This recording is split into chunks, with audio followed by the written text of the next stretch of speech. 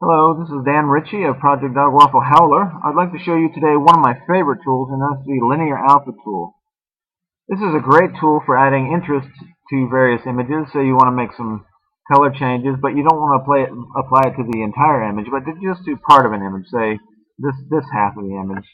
I'm going to select this tool here and go to the top and make sure I have Alpha Fader selected.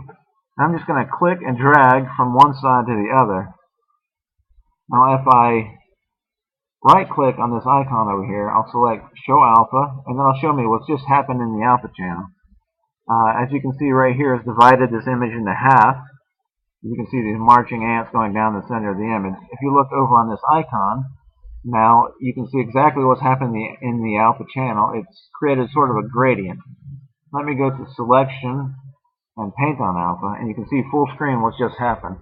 You see this, it's created a gradient from this side of the image to this side of the image.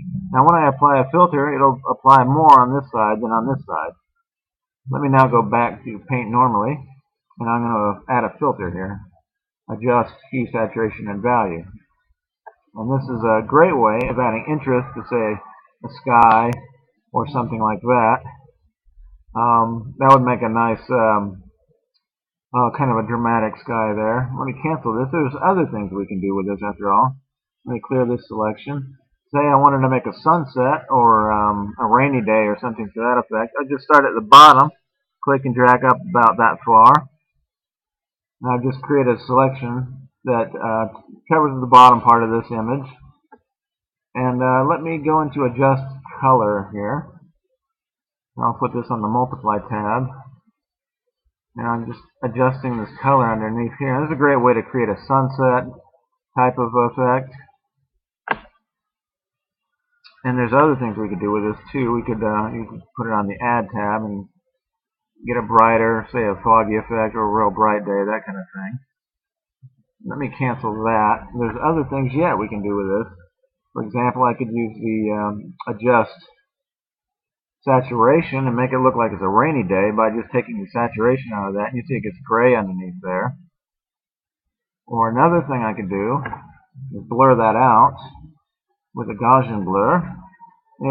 It could be like a foggy day where you just can't really see what's happening under there because it's very foggy.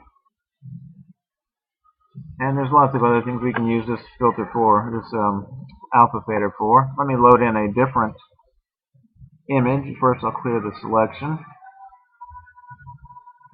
I'll load in this other image I've created. This is a ground plane. We could use the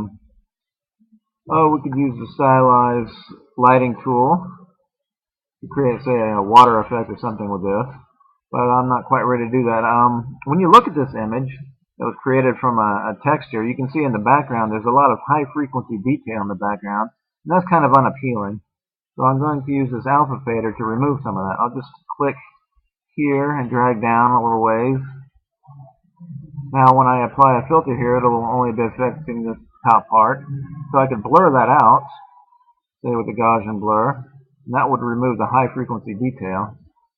And that would look a lot better when I was using that lighting tool. Or there's other things we could do with this. For example, we could adjust the color with that to make it more interesting looking, or we could add some color in there to make it look like it's foggy.